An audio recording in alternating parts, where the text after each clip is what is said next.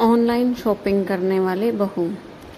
कोटा में रहने वाला 29 वर्षीय दीपक बिस्तर से आंखें मलते हुए उठा। सुबह के 7 बज चुके थे। दीपक जैसे ही बाथरूम की ओर चला तभी दरवाजे की बेल बज उठी। दीपक आंखों का कीचड़ साफ करते हुए मन ही मन बड़बड़ाते हुए कहने लगा, न जाने सुबह सुबह कौन बेल बजा रहा है।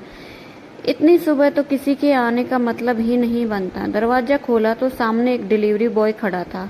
उसके पास एक बड़ा सा पैकेट था। उसने दीपक के हाथों में पैकेट थमाते हुए शांतिपूर्वक कहा, इस पैकेट पर भव्या नाम लिखा है। क्या भव्या इसी घर में रहती है? तब दीपक ने चिड़चिड़ाते स्वभाव में कहा, भव्या तो मेरी पत्नी का नाम है। क्या लाए हो इस बड़े से पैकेट में? डिलीवरी बॉय ने दीपक को हैरत से देखा और कहा, डिलीवरी आपके घर से हुई है, आपको ही मालूम होगा इस पैकेट में क्या है। इस पैकेट की ऑनलाइन पेमेंट हो चुकी है।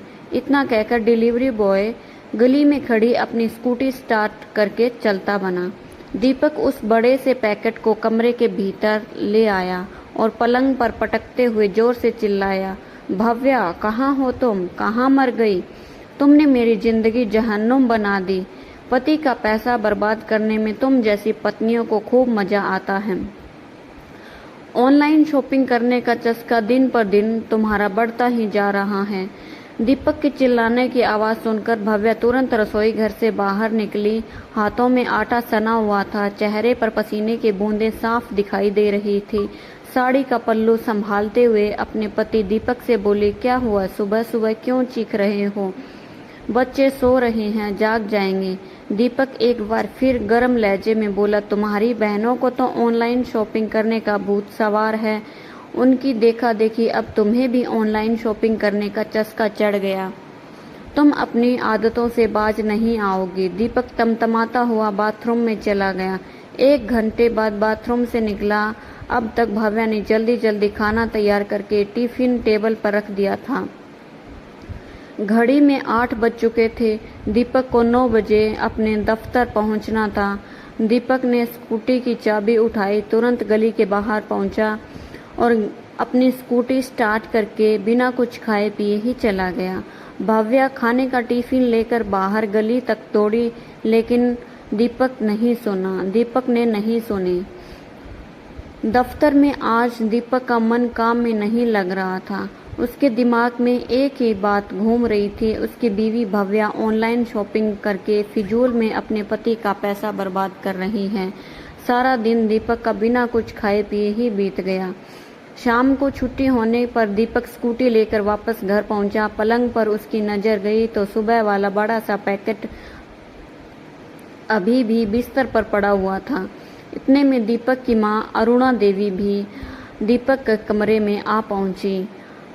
दीपक से पूछा, इस पैकेट में क्या है? तब दीपक ने उस पैकेट को खोला तो उसमें एक जोड़ी जुराब दिखाई दी।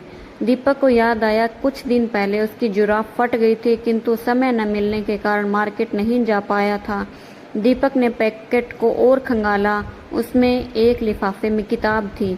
वह किताब देखकर दीपक की माँ खुशी से बोली, इस लेखिका की किताब को मैंने कहाँ कहाँ नहीं ढूंढा पर ना मिले। परसों ही मैंने भव्या को इस किताब का जिक्र किया था और उसने मेरे लिए यह ऑनलाइन मंगवा दी।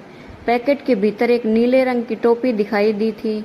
अरुणा देवी ने टोपी उठाते हुए कहा, तेरे बाबूजी तुझसे कितनी बार कह चुके थे कि गर्मी शुरू हो चुकी है, बाहर निकलने पर नंगे सर धूप लगती है, इसलिए एक नीले रंग की टोपी खरीद ले, मगर तूने कई बार अनसुनी कर दी। चलो अच्छा हुआ बहू ने ऑनलाइन से इन ज़रूरत की चीज़ों को घर बैठे ही मंगवा लिया।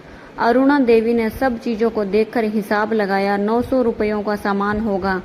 पलंग पर ही भव्या का मोबाइल पड़ा हुआ था। दीपक ने मोबाइल चेक किया तो सुबह 7 बजे डिलीवरी बॉय से ऑनलाइन मंगवाया गया सामान की कीमत केवल 350 रुपये थी। तब करुणा देवी ने अपने बेटे दीपक को पहले एक सामान के लिए दुकानों भटकना पड़ता था और दुकानदार हर एक सामान की कीमत बढ़ाकर बताते थे। जब से ऑनलाइन शॉपिंग का सिस्टम शुरू हुआ है, कम दामों में ही हमें घर बैठे ज़रूरत की चीज़ें मिल जाती हैं। बाहर मार्केट में जो सामान 2000 रुपये का है, वहीं सामान ऑनलाइन शॉपिंग में 1500 रुपये का ही मिल जाता है। आजकल की पढ़ी लिखी भव्या जैसी महिलाएं परिवार चलाने में और 2 पैसे जोड़ने में सबसे आगे हैं। दीपक ने इधर उधर नज़र दौड़ाई, फिर छत पर पहुंचा तो भव्या ऊपर वाले कमरे में बच्चों को ट्यूशन पढ़ा रही थी। दीपक तुरंत भव्या के पास बैठते हुए बोला, आज सुबह जो मैंने तुम्हारे साथ बुरा बर्ताव किया उसके लिए क्षमा मांगता हूँ। मेरी समझ में आ चुका है पत्नियां हमेशा गलत नहीं होती और ना ही ऑनलाइन शॉपिंग।